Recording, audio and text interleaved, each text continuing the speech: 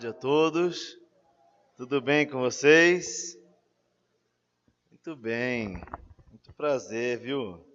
Marcelo é o nosso companheiro lá no mestrado. A gente está sofrendo juntos lá, né, Marcelo?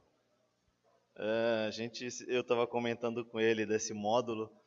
Poxa, a Bíblia fala, o Novo Testamento, que a gente tem que considerar o outro superior a gente, né?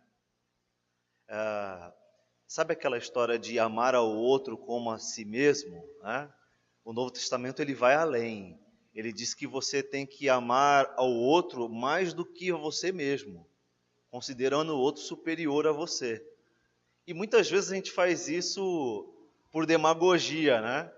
E aí teve um dia que eu estava conversando com o Marcelo, eu falei, Marcelo, olha, só tem cabeção, né? A gente fala cabeção, aquela pessoa inteligente, que tem bastante conhecimento sobre a Bíblia, né? Eu falava, nossa, cara, hoje eu estou me sentindo realmente o pior de todos aqui. Eu estou me sentindo, né, abaixo, inferior a todos eles aqui, né? Foi um exercício bacana que Deus tem dado oportunidade da gente fazer, né? Então tem gente que vem lá do Ceará, tem gente que vem de Minas, Rio Grande do Sul, né? Muita gente legal, muita gente boa querendo servir a Deus. Eu estou com a minha esposa Tatiana e também com a Mayla e com o Paulo, vieram com a gente aqui, o casal lá da igreja. A gente está muito feliz de estar aqui. Espero que Deus fale ao meu coração, tanto quanto ao seu também, tá bom? A gente vai falar um pouquinho nesse tempo inicial sobre a realidade do céu. Até que horas que é, Marcelo? 6h40? Falar sobre a realidade do céu com vocês. Eu quero ler alguns textos, mas eu estava pensando ali sentado, e geralmente falam isso, mas é verdade, eu estava pensando ali sentado sobre a expectativa que nós cristãos perdemos acerca da vinda de Cristo. Tá? Então, se você é batista já há algum tempo, você vai lembrar das cruzadas evangelísticas que a denominação fazia, né? Dos encontros evangelísticos, dos intercâmbios, não só entre jovens e igrejas, mas também aqueles intercâmbios que promoviam anunciar o evangelho, né? E a gente tinha muito isso na década de 90, final da década de 80, começo da década de 90, e parece que a gente foi perdendo isso, né? E não parece, não, é verdade, a gente perdeu muito dessa iminência da volta de Cristo. Né? Então, muitas igrejas, muitos irmãos quase não faziam bens, né? Quase não acumulavam dinheiros, porque investiam em missões e tinham essa expectativa iminente da volta de Cristo. E a gente foi perdendo isso aos poucos. Tá? Foi culpa de algumas teologias também que surgiram durante esse tempo, né? Por exemplo, a teologia da prosperidade, ela tem muito a ver com o momento que o nosso país estava vivendo, né? Economicamente, aquela ideia de que você tem o poder de compra, né? Fruto do capitalismo também, é claro, mas também de um momento que o nosso país estava vivendo de ascensão econômica.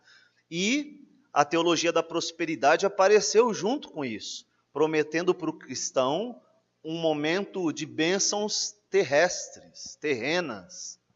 Um momento de bênção que não tem a ver com a eternidade, mas com o momento que a gente está vivendo aqui na Terra.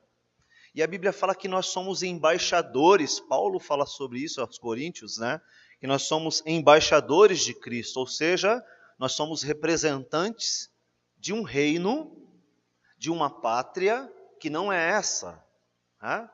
Então, quando um embaixador de algum país trabalha, claro, num país vizinho ou em outro país, ele representa o país naquele local e ele trabalha em favor do país, dos direitos que daquele nacional, daquela pessoa tem no seu país, lá naquele país estrangeiro. E Paulo nos compara a um embaixador, dizendo que nós estamos numa terra estrangeira, num local que não é nosso, mas que nós devemos viver como se estivéssemos na nossa pátria E ele diz que a nossa pátria é uma pátria celeste, ela não é terrena. Né? E nós vivíamos assim, década de 90, até a década de 90, nós vivíamos muito na iminência da volta de Cristo. E a gente foi perdendo um pouco isso. A gente foi se preocupando um pouco mais com o nosso trabalho, né? As novas gerações foram se preocupando nas especializações profissionais. Né? Então, eu posso fazer um mestrado, eu posso fazer um doutorado, eu posso adquirir uma casa maior, eu posso adquirir um carro melhor. Essas coisas foram crescendo as últimas dezenas de anos para cá. Né? E os jovens foram se aventurando na vida profissional, não que o deva, mas foi fazendo disso a prioridade para a sua vida. Né? E aqueles jovens se tornaram adultos de hoje. Né? E os mesmos valores que eles formularam na década de 80, década de 90, eles estão repassando para os seus filhos hoje. Então a gente está vivendo consequências de gerações que se acomodaram com a vida aqui. Esqueceram da perspectiva da volta de Cristo, que pode ser a qualquer momento, né? E isso nos fez gostar desse mundo, nos fez gostar das coisas desse mundo. E a Bíblia, a todo momento, ela nos alerta disso. Uma das primeiras coisas que ameaça a saúde de uma vida cristã é você se conformar com essa era. E o apóstolo Paulo nos alertou isso muito bem, com todas as letras e palavras, quando ele escreve aos Romanos, né? Ali no capítulo 12 ele fala assim, ó, não tomeis forma do mundo. Tá? E na década de 80, na década de 90, esse tomar forma do mundo tinha a ver com ouvir a música do mundo, que a gente falava, né? Não pode ouvir música do mundo, era um tabu naquela época. Se hoje é tatuagem, ou se é barba, ou se é cabelo raspado, né?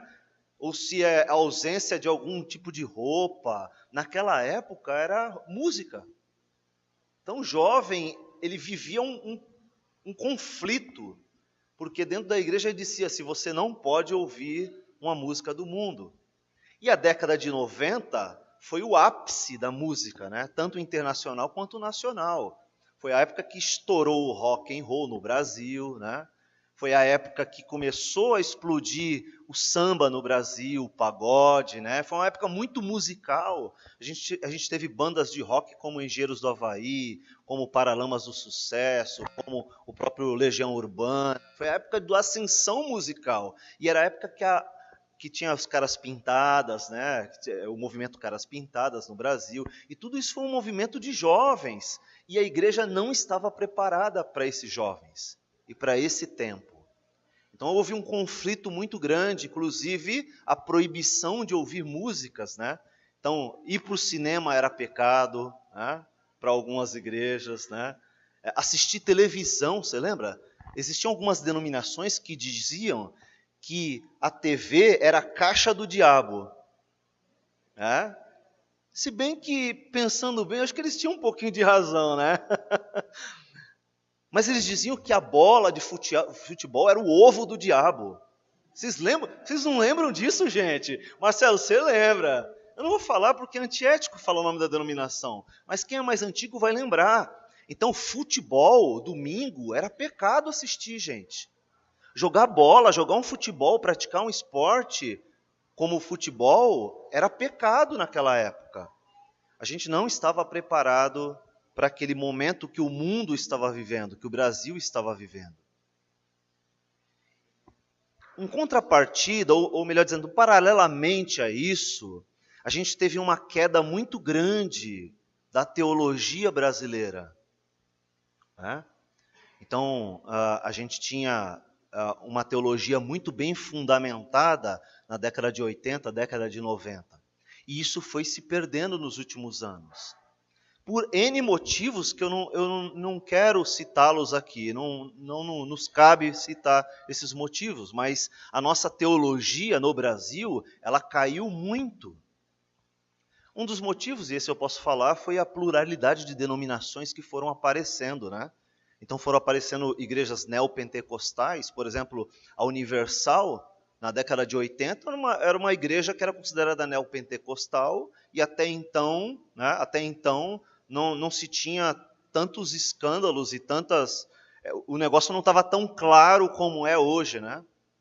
Então a teologia ainda existia uma pregação de púlpito, uma pregação razoável, né? O Edir Macedo até pregava bem naquela época. E o surgimento de denominações como Renascer em Cristo, como outras denominações, foi abrindo uma concorrência muito grande, inclusive televisiva, né? Foi a época que explodiu programas de TV, igrejas foram à TV e foram multiplicando seus membros, ampliando, abrindo igrejas, e isso foi, por outra série de motivos, foi diminuindo a qualidade teológica na igreja, inclusive das igrejas tradicionais.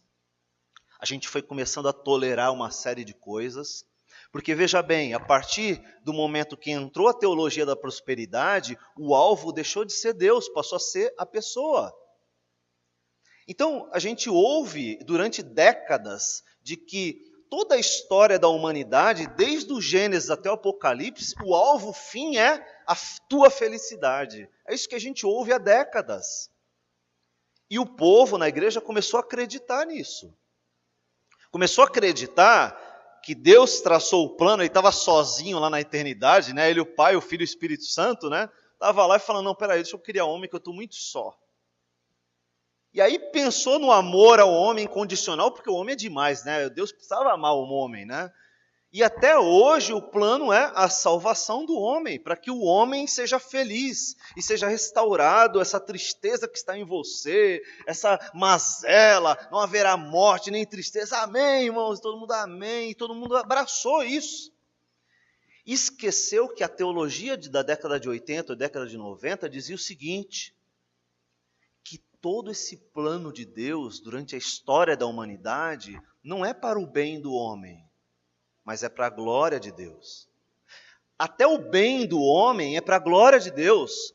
O mal do homem é para a glória de Deus. O céu é para a glória de Deus. O inferno também é para manifestar a glória de Deus. Tudo é para a glória de Deus. Se você quer comer, ou se você quer beber, ou se você quer fazer qualquer outra coisa, você deve fazer para a glória de Deus. É esse o fim das Escrituras. E a gente foi perdendo isso. Então o homem passou a ser a peça fundamental do Evangelho. Por causa disso, a teologia da prosperidade entrou achando um espaço muito grande. E muita gente acreditando nessa teologia. E parece que ela evoluiu hoje, né? Agora a teologia do coaching. Não é mais a prosperidade. A teologia do coaching está substituindo a prosperidade. Então, a gente vê secularmente, profissionalmente, o coach crescendo muito, né? Nada mais é o coach que uma pessoa que tem conhecimentos gerais. Ele tem conhecimento profissional, ele tem um conhecimento na área de humanas, e ele vai te dar um aconselhamento acerca de projeções na sua vida. Isso é o coaching. É como um técnico que tem um conhecimento geral sobre várias coisas, e você não precisa em vários profissionais. Ele vai te suprir em todas aquelas dúvidas que você tem. E isso chegou na igreja também. Existem pastores que são mais coaching do que pastores. Então eles acham que eles podem falar sobre tudo. Eles estudaram teologia e eles querem falar sobre tudo. Eles querem ter o conhecimento de tudo. Ele lê uma matéria na internet e ele acha que ele é especialista na área já. E não é. Então o coaching, ele veio para suprir uma necessidade que é pior do que a prosperidade. Porque a prosperidade, ele fala do coletivo. Nós, como cristãos, como igreja, não podemos aceitar uma doença. Porque não é de Deus. Porque o nosso Deus é o Jeová Rafa, o Deus que cura. Amém, irmãos? Todo mundo amém. Aí o irmão morre de câncer e o cara fala, poxa, o que houve? Estava em pecado. A teologia das prosperidades falava isso. É uma prosperidade não só financeira, emocional, social. A teologia do coaching, ela chega para falar do indivíduo. Você pode, esquece os irmãos que estão ao redor. Você tem que pensar na sua vida. Você tem que pensar na sua projeção. profissional, espiritual, ministerial. O ministério não está bom? Procura outro, cara. A igreja não está boa? Procura outra. O pastor não pregou bem, não é legal, não te cumprimentou no domingo? Procura outro. Tem muitas igrejas aqui ao redor, tem várias. Tem igrejas maiores que essa até, mais confortável. Essa tem ar-condicionado ainda, mas tem umas que tem mais. Tem um sofá gostoso para você sentar, né? Tem uma cadeira reclinável, né? O pastor vai falar uma mensagem super agradável para você, né? Ele não vai falar mal do seu time no púlpito. Beleza. Né? No final, você tem 10% de desconto no seu dízimo. Tá? Você dá novíssimo, sei lá como é que chama isso, né? Você vai ter 10% de desconto. Venha para cá. Vamos a promoção no dízimo, né? Mas tem várias igrejas. Pense em você, no teu bem-estar, no teu relacionamento com Deus. Né? É bem mascarado, mas visa aquilo que o mundo está pregando, que é o individualismo, que é o egocentrismo, é você no centro de todas as coisas. Eu quero te dar uma má notícia hoje. Talvez eu dê algumas. A primeira delas é, você não está no centro. Você não é a última bolacha do pacote. Tem uma musiquinha que eu adoro. O Creuze adora. Ela diz assim, ó, restitui, eu quero de volta o que é meu. Aí Deus fala assim, quer mesmo, filho? Você quer de volta o que é teu mesmo? A herança que você recebeu? A herança que você merece? Você quer que eu restitua a condição que você tinha antes? Você quer? Você tem certeza? Porque é de morte eterna, é de sofrimento, é de lago de fogo, é de juízo, é de afastamento de Deus, como diz o Antigo Testamento, né? Que os pecados afastam de Deus, separam de Deus. Você quer que Cristo saia do meio? Você quer que ele deixe de ser o intercessor e que a ira de Deus venha direto para você? É isso que você está pedindo. Pois é, a música Restitui, ela precedeu a teologia do coaching, né? Mas ela já previa a vinda dessa teologia do coaching, que é a mistura da teologia da prosperidade com o hedonismo. O que é o hedonismo? É a busca do prazer acima de todas as coisas. A humanidade vive isso. Né? Então vale tudo. Quando a alma não é pequena, né? Parafraseando. Vale tudo. Então, se você quiser contar uma mentirinha lá no teu trabalho, não tem problema. É como o docetismo, né? Você separa a vida... O gnosticismo fazia isso, que é um dos grandes problemas da carta de João, que a gente vai ver depois, né? Separa aquilo que é profano daquilo que é sagrado. Então, o trabalho no dia a dia, isso não é sagrado. O sagrado é estar na igreja. É o culto de domingo, que a gente põe o perfume de domingo. Você tem o perfume de domingo? Você tem aquele que se usa no dia a dia, o Axe, né? Você não vai usar o perfume que você pagou 250 em 10 vezes lá na loja, lá, né? Então você paga o Axe durante a semana, você deixa o perfume do fim de semana e você passa lá. Né? A roupa de domingo, né? Tem isso, né? A roupa de sair, minha mãe falava. Essa roupa é de sair, tu vai jogar bola com ela, rapaz, né? A roupa de sair, a roupa de domingo. A gente tem isso também. Gente, isso não é pecado, tá? Eu só estou brincando, estou gozando com isso para quebrar o gelo. Mas pensa que a gente acabou entrando nesse caminho de individualismo por causa do hedonismo, a busca do prazer acima de tudo. Então vale tudo quando ninguém está olhando.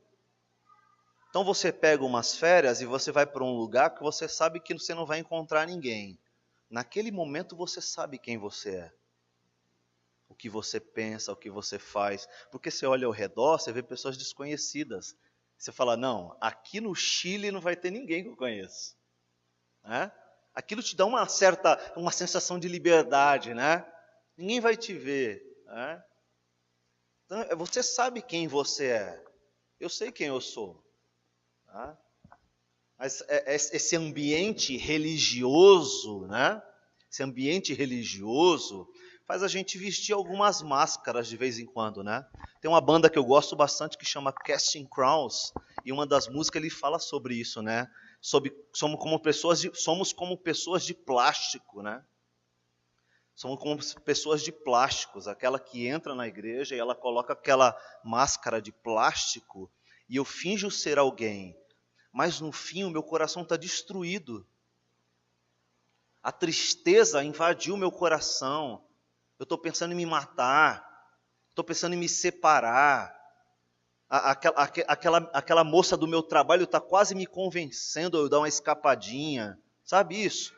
A situação financeira está difícil, eu estou quase passando um cheque sem fundo, sabe? Eu estou quase passando o meu carro com aquele defeitinho mascarado para eu ganhar uma grana em cima dele, sabe isso? Eu não vou arrumar, eu vou mascarar e passo e o que vai comprar que se dane. Né? Então a gente é cheio dessas coisas, a gente traz isso e a gente é assim, você sabe que você é assim. E a gente chega num lugar santo, né? E a gente se veste como pessoas de plástico, né? A gente finge que está tudo bem. E na verdade, se todo mundo revelasse quem somos de verdade, nós realizaríamos o porquê estamos aqui. É um olhar para o outro e falar, poxa, você tem pecado? Poxa, mano, eu também tenho. Olha que o meu pecado é esse. Vamos orar um pelo outro. Cristo é por nós. E a gente caminha junto, baixando o nível, descendo o nível, não subindo, entende? Porque a gente sobe o nível e fica todo mundo lá em cima, né? Não, graças a Deus, está tudo bem. Irmão, está bem? Está tudo bem. Bênção, na graça. E nada, está todo mundo ruim, mas fica todo mundo nivelando por cima. Não, estou bem, está legal. A empresa está tudo bem, a família está bem, o namoro está legal, o casamento está jóia. E a gente fica nivelando por cima, mas se a gente nivelasse todo mundo por baixo, daria no mesmo, porque estaria todo mundo no mesmo nível, e ao mesmo tempo seríamos mais verdadeiros, né? Mas todo esse assunto para introduzir a ideia de que nós paramos de viver na expectativa da vinda de Cristo. Talvez este, querido, seja um dos maiores pecados da igreja hoje. Tá? A igreja se conformou, como Paulo alertou lá em Romanos, olha, não tomem forma. Eu uso sempre essa ilustração, quando eu era criança, fazia bonequinhos de gesso. Quem lembra? Década de 80, você tinha uns moldes do Pato Donald, do Mickey. Aí você enchia de gesso e fechava, aí saiu o bonequinho de gesso. Aí você pintava e vendia. Eu fazia isso com 12, 13 anos de idade com um amigo meu lá na escola, né? E o que Paulo está dizendo é justamente isso. Você é como um gesso mole. Quando colocado dentro de um molde, em pouco tempo ele pega forma.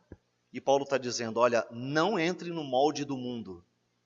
Não se conformem, não tomem a forma do mundo. Tá?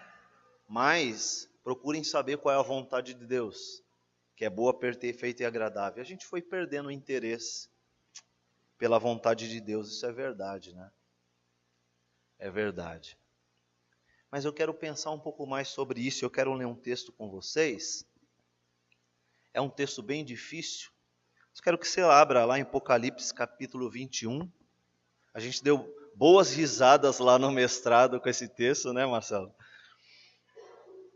Mas eu prometo que eu não vou entrar em alguns assuntos aqui para a gente não confundir mais do que ajudá-los, né?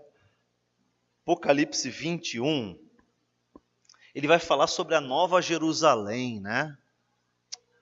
E eu estava pensando sobre isso, né? Que haverá uma nova cidade, a qual o nosso Cristo tem preparado para nós. Tá? E o texto diz que essa cidade será perfeita, né? E ele fala de algumas características de como as pessoas viverão lá e como será esse local, né? Então eu quero especular algumas coisas com vocês, tá bom? Mas eu quero pensar, e eu quero que você também pense nisso, quando a gente estiver lendo e pensando nesse texto, que você faça uma ponte para os dias de hoje, tá? Que você consegue viver hoje já na expectativa da eternidade, tá? Então, a gente na teologia tem uma frase que fala muito bem sobre isso. Diz assim que nós já estamos lá, mas ainda não. Nós já temos a eternidade, nós já somos um ser que possui a eternidade, certo?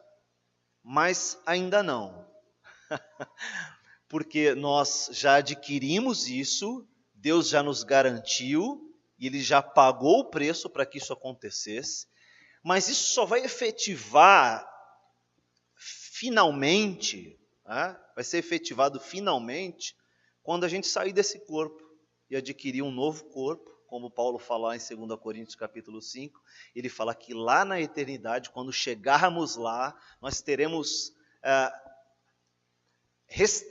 seremos restaurados à imagem e semelhança que Deus nos criou lá no Éden, né? Seremos restaurados lá. Falta pouco. Segundo o nosso professor Mark Ellis, um americano de Nebraska, ele diz o seguinte, olha, essa geração vai ver a volta de Cristo. Porque quando você pega o livro de Daniel e vê as projeções proféticas, você entende, fazendo uma contagem, né, uns números de milênios que se passaram da fundação até agora, a gente está chegando ao último milênio. Quando você olha as profecias de Daniel, e você vai lá as 70 semanas de Daniel, existe uma forma de contar e entender que essas 70 semanas significam 7.000 anos.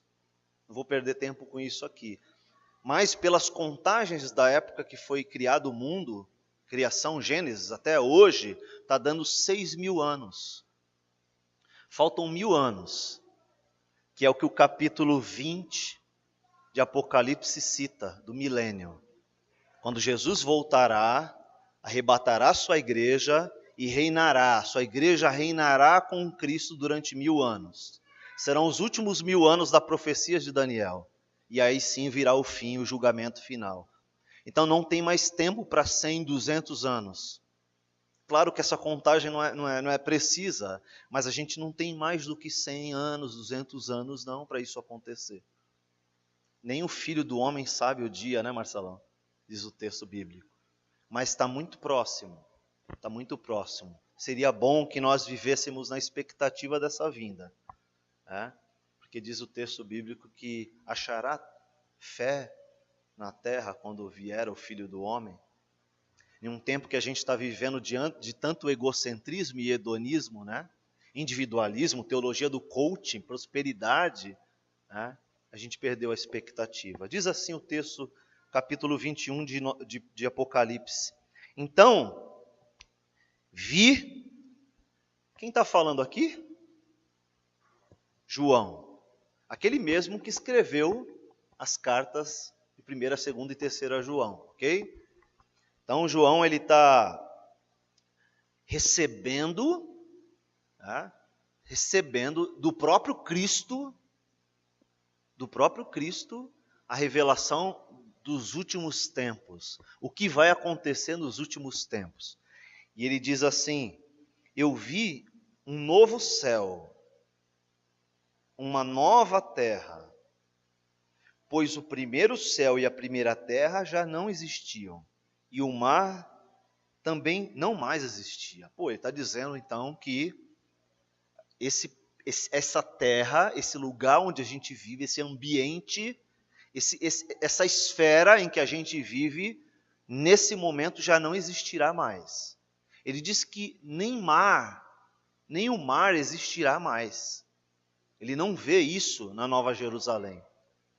E ele diz, olha, e vi a cidade santa, a Nova Jerusalém, que descia do céu da parte de Deus como uma noiva belamente vestida para seu marido, né? Então ele está se referindo àquele momento em que a noiva abre a porta lá na frente, o noivo está aqui, né? E ele dá aquela engasgada quando vê a noiva entrando lá no fundo da igreja, né? E ele olha e vê aquela moça toda adornada, com aquele vestido bonito, aquele sorriso, e o pai dela do lado, bem diferente, né? Uma cara fechada e tal. Mas ele olha para Nova Jerusalém e vê como uma noiva chegando, como um presente para o seu noivo, né? E isso tem muito a ver com o que Deus pensa do casamento. Que aquela noiva suba ao altar virgem, como um presente para o seu marido. Né? E aí cabe um outro tempo a gente falar sobre isso, né? Mas é como um presente para o seu marido, aquela moça guardada somente para ele. Que coisa maravilhosa, né? Ele diz que a Nova Jerusalém é assim para o seu povo. Tá? E ele continua dizendo: ouvi uma forte voz que vinha do trono e dizia: vejam, o tabernáculo de Deus está no meio do povo. Tá? Então, finalmente, o próprio Deus vindo habitar com o povo, no meio do povo. Né? E a gente viu um tipo disso, né? Há muitos anos aqui atrás, né? Pensando aí uns 4.000 anos atrás, mais ou menos, a gente tinha um tipo, né? Um exemplo disso aqui. O que era, gente? Que aconteceu uns 4.000 anos atrás. Eu ouvi alguém falar aí. Sim, e Deus descia para habitar com eles, coabitar com eles. E em que lugar ele descia? No tabernáculo, muito bem. O local de habitação de Deus. Né? Isso aconteceu no Éden, que também era um tipo, aconteceu no tabernáculo, depois aconteceu em quem? Em você e mim. Diz o Novo Testamento que nós somos templo do Espírito Santo de Deus. E ele veio morar em nós. E olha só a revelação de Deus progressiva, né? E chega aqui no Apocalipse, ele fala, olha, virá uma casa, uma nova casa de Deus. E ela será acessível para o povo. O povo vai habitar junto com esse Deus nesse local de eternidade. Olha o que diz na sequência. O próprio Deus estará com eles. Versículo 4. Ele lhes enxugará dos olhos toda lágrima, e não haverá mais morte, nem tristeza, nem choro, nem dor. Todas essas coisas passaram para sempre. Aleluia por isso, né? Aleluia, porque isso aqui é uma promessa, é algo factível, algo que vai acontecer, tá? Algo que Deus prometeu e que Ele vai cumprir, e ela diz acerca do céu, ele diz acerca da realidade do céu, que de certa forma a gente pode experimentar hoje já, ainda não, mas já podemos experimentar uma pitadinha disso, não é verdade? Então ele está dizendo, olha, que a promessa de Deus, que naquele lugar não haverá sofrimento, não haverá dor, não haverá morte, não haverá doença. Né? Essa é uma promessa de Deus, aquele lugar será perfeito, por causa da essência do local, por causa da presença de Deus. Veja-se bem, o céu sem Deus não é um céu. O céu sem Deus é uma outra esfera como qualquer uma. A presença de Deus é que faz o céu ser especial. Ah? Sem Deus no céu, o céu é mais um local vazio.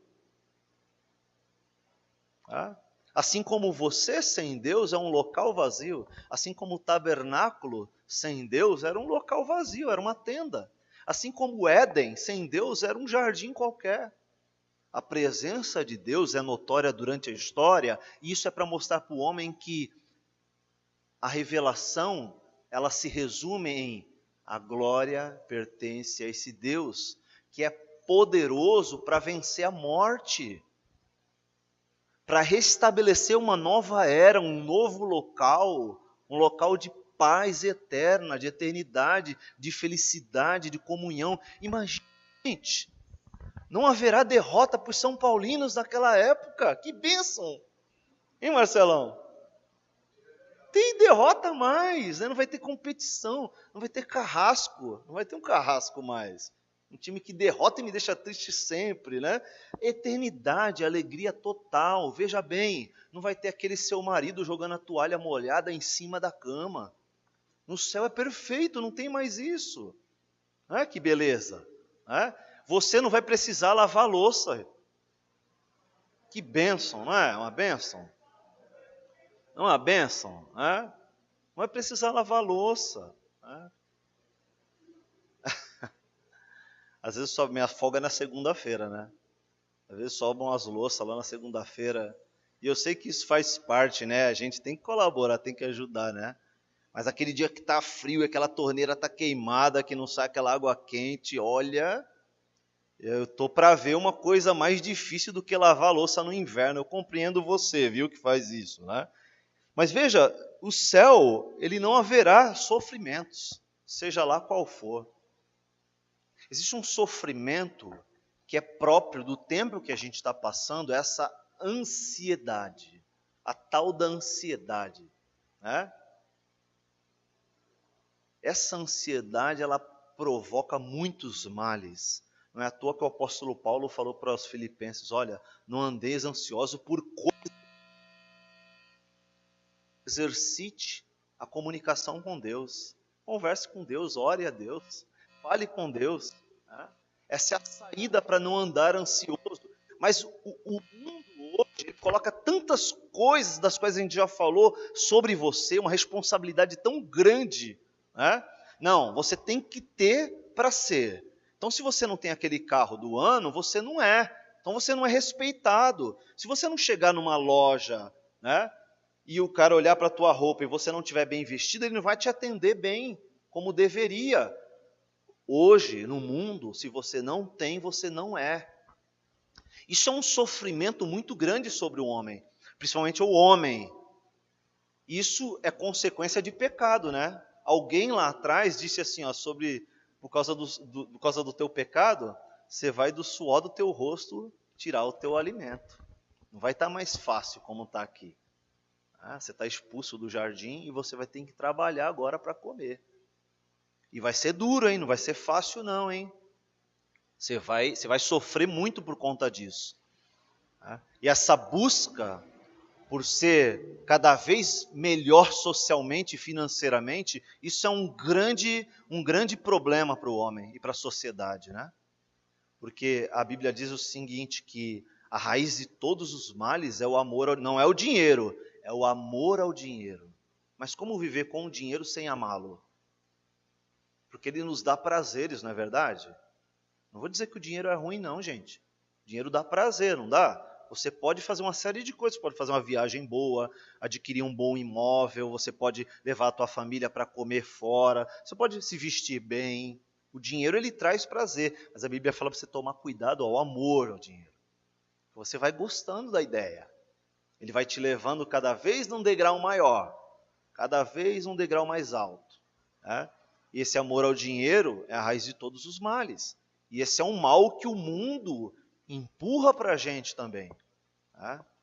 Empurra para a gente também. Aquela história do já atingi o primeiro milhão, agora estou em busca do segundo milhão. Tem essas histórias aí, né, no mundo.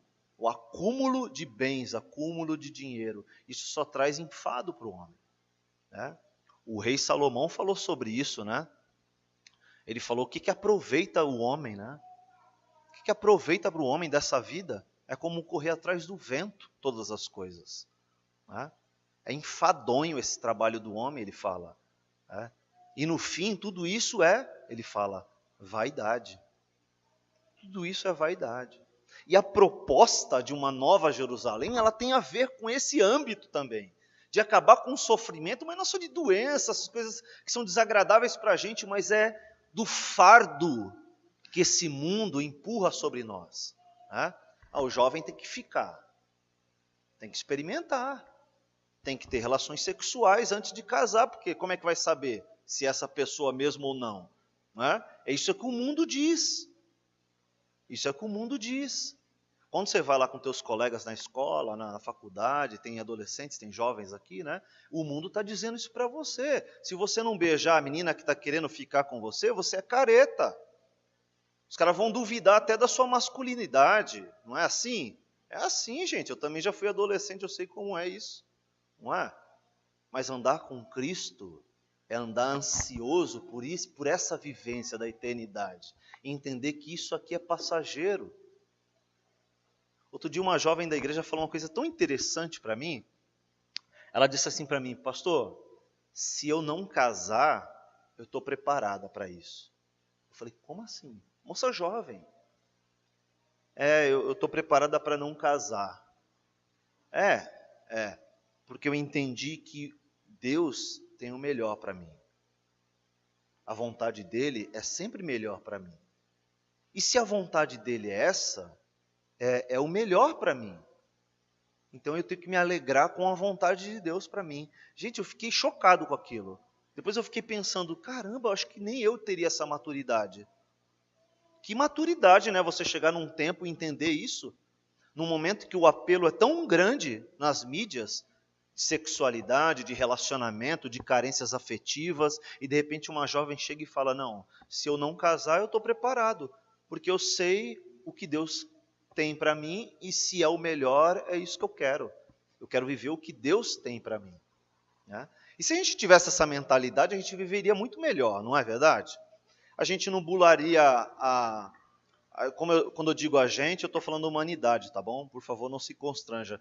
Quando a população burla a Receita Federal, né, faz a declaração de imposto de renda, o cara me rouba, vou incluir minha avó. A avó já morreu há 20 anos, vou incluir minha avó. O governo me rouba, ladrão que rouba ladrão tem 20 anos de perdão, 100 anos, sei lá quantos anos, né?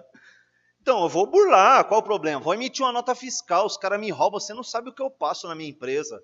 Se eu declarar tudo certinho, eu vou à falência. E aí? Qual é a sua decisão? De viver já na expectativa da eternidade? Ou você vai esperar quando chegar no último dia, ele te arrebata e fala, não, Jesus, a partir de agora, já que é verdade esse negócio mesmo, né? A partir de agora, vamos lá. Estou firme nessa daí. Vamos para a eternidade. Glória a Deus. Né? Vamos deixar. Poxa, mas aquele apartamento, poxa, quem vai cuidar dele, Jesus? Vamos, filho. Aí, vamos. Não, mas tem o meu carro lá, Senhor. Está lá, ó. Está na rua. Nem fechei o alarme. Está aberto. Né? Nosso apego às coisas desse mundo, né? Devemos viver na expectativa da Nova Jerusalém como se já estivéssemos lá hoje. Né? Eu não sei, o Marcelo não me falou nada, viu, gente? Diante de Deus, aquele não me encomendou mensagem nenhuma. Então, se Deus está falando com você, não endureça o teu coração, tá bom? Quando você vem aqui na frente, ó, porque esse é papel meu também, né? Lá na igreja. Se você vem no gasofilácio aqui, dá o que te sobra, você está roubando Deus. Quando você chega aqui, você quer um cafezinho, a luz, né? Se estiver faltando uma luz, você vai falar, pô, escuro, ninguém abriu a igreja ainda e tal, não sei o quê, o som tá ruim, né? Mas você não quer contribuir. Não, se todo mundo contribui aqui, gente, né? Fica aí para a gente não cair nesse erro, né? Fica como exemplo para a gente não cair nesse erro. Mas talvez você sabe, talvez você não tenha feito o máximo do que você pode. E talvez você venha aqui, dá o teu dízimo, dá a tua oferta mensal missionária, né? Tudo bonitinho, na data certa e tal, não sei o quê. Mas o resto que fica com você, os 90%, você está fazendo o que quer com ele. E o Novo Testamento diz assim, que o que fica com você não é teu. É de Deus. É do reino. Você é só um dispenseiro só. Você não tem nada. A roupa que você veste era para estar queimando no fogo do inferno. No Apocalipse 22. A barba que você tem ia chamuscar no fogo do inferno. O teu tênis de marca é pegar fogo no fogo do inferno. Você não tem nada, o que você tem é graça de Deus. E o que Ele te deu e está na tua conta, que está no teu bolso, está no teu cheque, está no teu limite do cartão, isso é graça. E importa muito como você usa o que fica com você. Vou te dar um exemplo. Você já se envolve em alguma obra missionária, por exemplo? Fora do envolvimento da igreja, fora o que a igreja faz, você tem alguns missionários que você contribui? Tem alguns ministérios que você faz parte, que você investe? Sabe aquele missionário que vem aqui na conferência missionária, dá o testemunho, né? E você até chora, né? Você vai para casa no carro pensando, caramba, ficou uma semana, sabe? E Deus falou contigo, investe na vida daquele cara.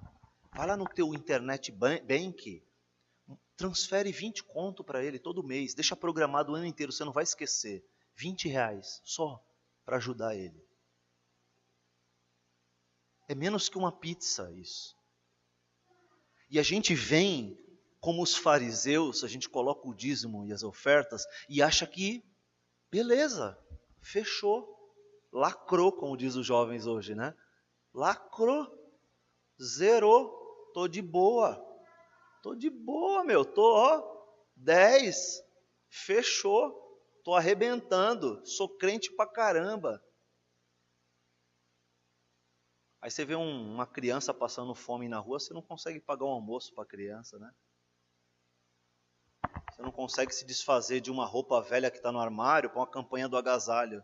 Você é tão pegado às roupas. Aí você diz assim para o seu marido, eu não tenho sapato. Nenhum marido falou comigo aqui, viu? Se Deus falar contigo, não endureceu o seu coração. Você tem lá, parece uma centopeia, né? Tem 50 pares de sapato em casa, né? Aí você diz para o seu marido assim, eu estou sem sapato. Aí seu marido, se você é como eu, né? Você fala assim, caramba, mas eu tenho a impressão que eu vi uns 30 pares de sapato. Não, estou brincando, minha esposa não tem tudo isso. Ela já olhou feio para mim. Já.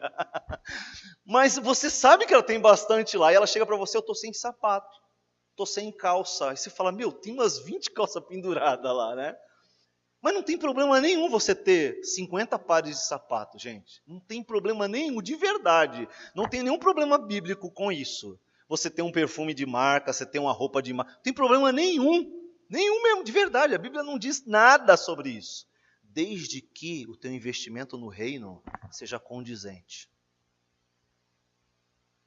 Seja parelho. Entende?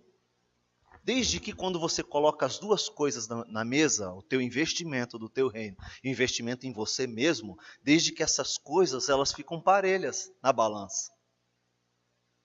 É? Talvez só você tem condição de fazer isso, esse exercício, né? Eu tenho que fazer isso diariamente, porque nós somos envolvidos pelo consumismo, inclusive o que vos fala. Minha esposa de vez em quando tem que falar, não, chega de comprar instrumento musical.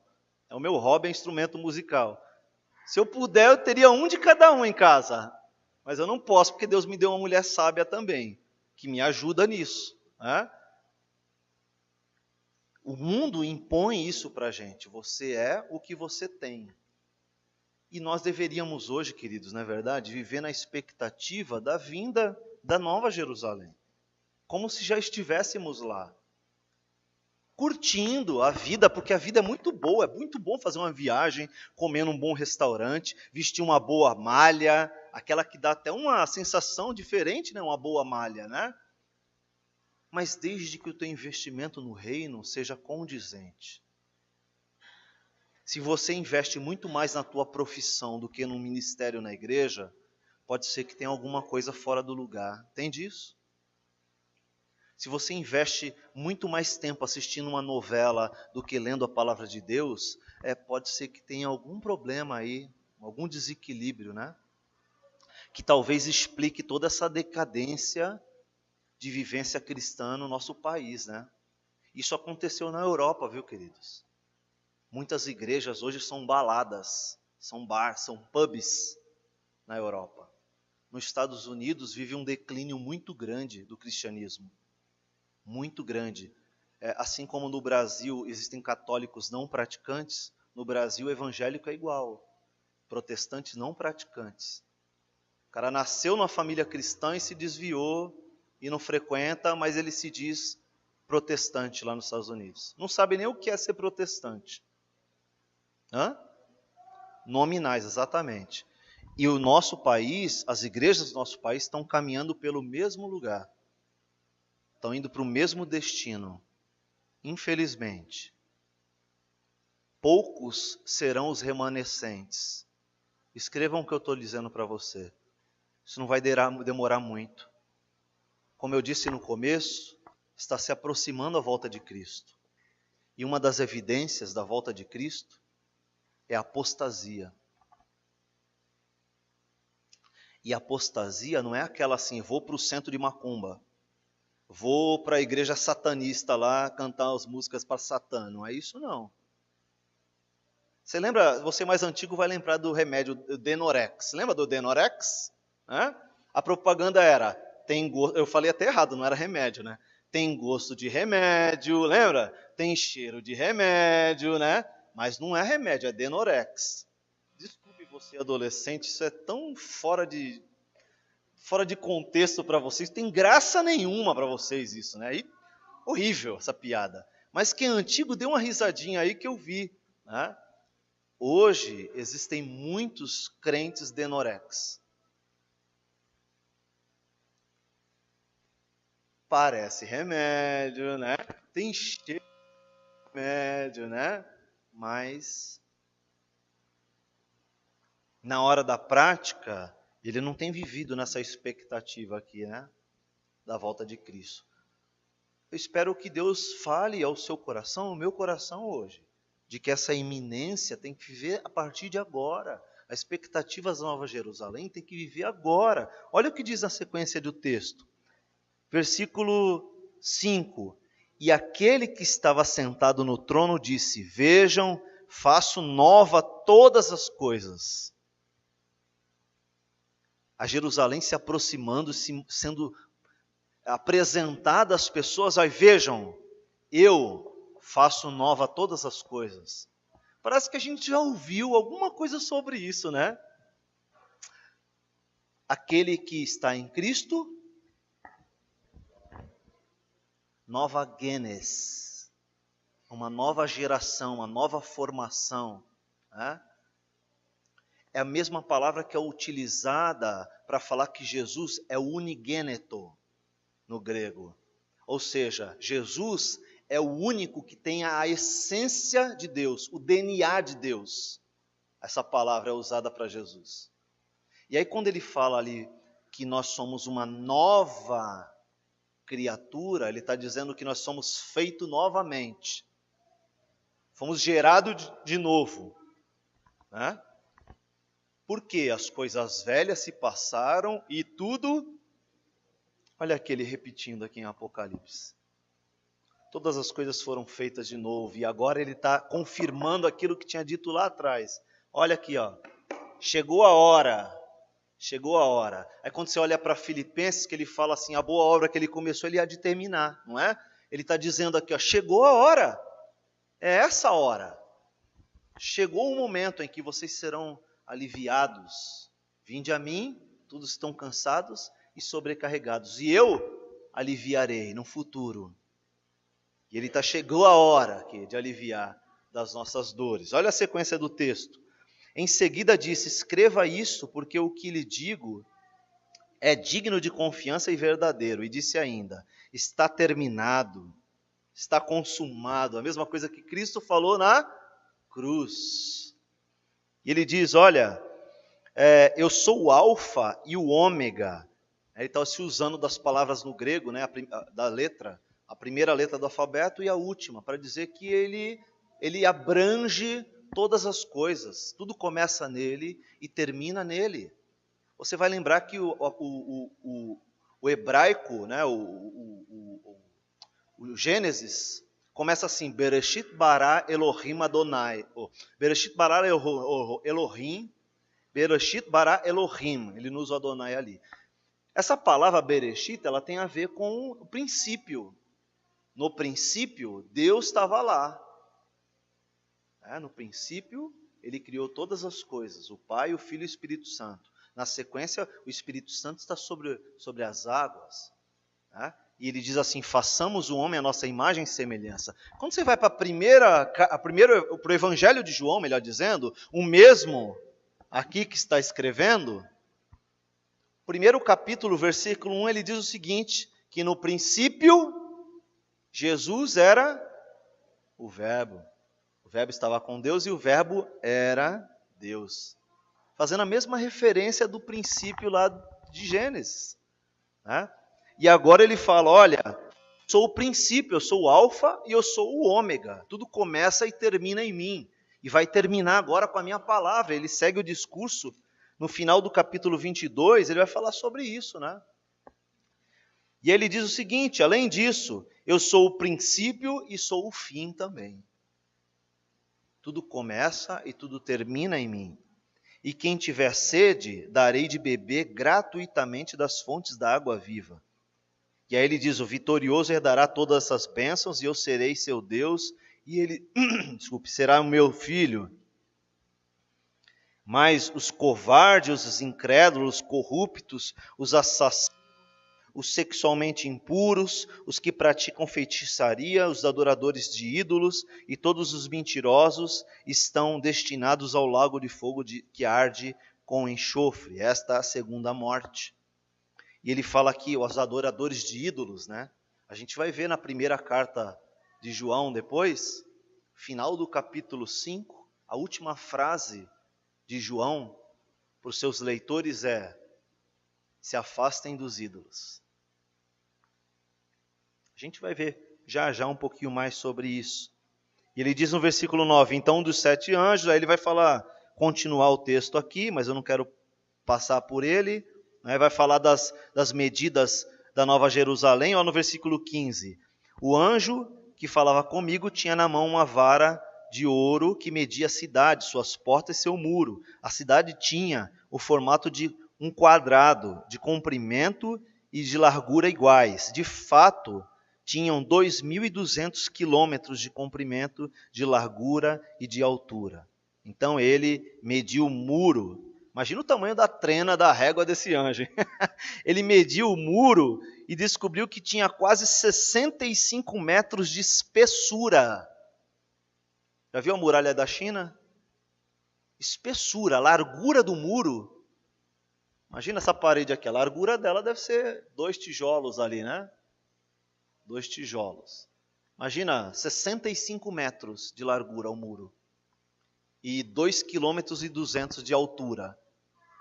Caramba, como será isso, né? Foge até da nossa compreensão de comprimento, de largura. De acordo com a medida humana usada pelo anjo. Olha, medida humana, inclusive, né? O muro era feito de jaspe, ele vai falar de pedras preciosas que tinham nos muros e tal. É uma coisa grandiosíssima também, muito lindo. Deve ser a aparência da Nova Jerusalém, né? Mas eu quero me deter nesse tempo aqui. Talvez até ler um outro texto aqui, quero achar com vocês.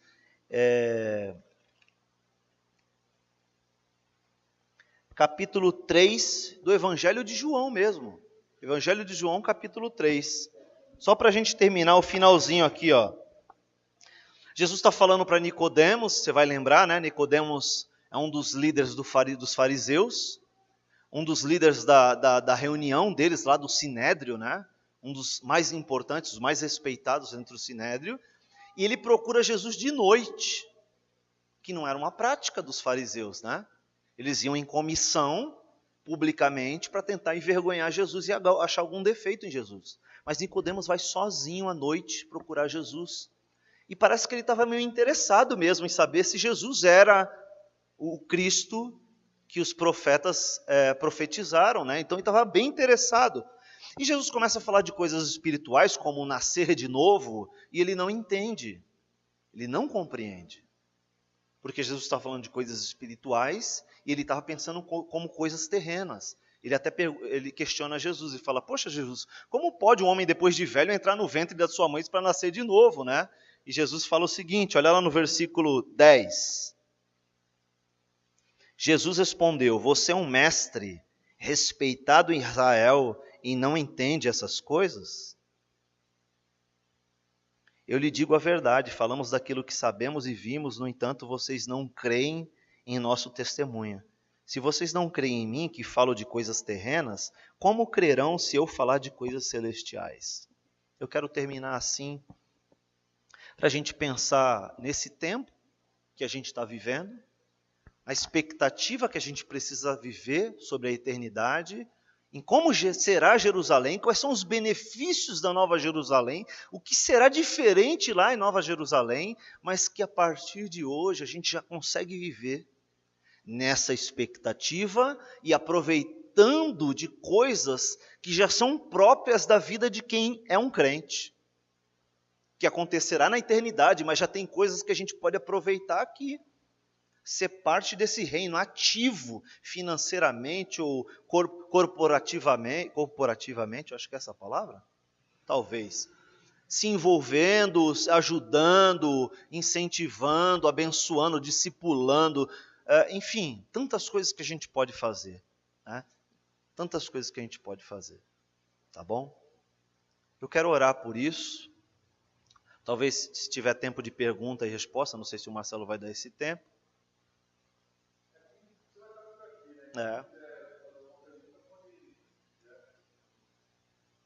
Eu vou orar então, tá bom?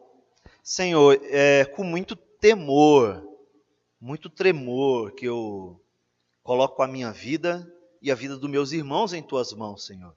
Porque, de verdade, nós não estamos vivendo como deveríamos viver.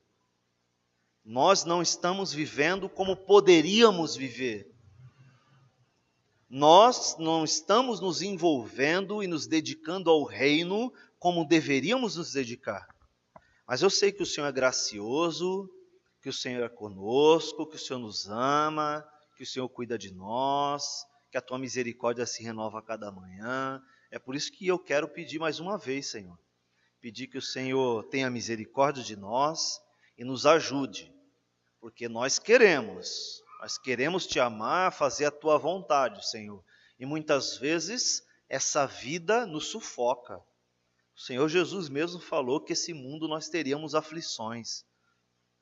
Mas o bom ânimo nós temos, Senhor, nós queremos ir à frente. Por favor, nos ajuda a ser diferente. Ser diferente num mundo tão corrompido, no meio de uma geração tão perversa.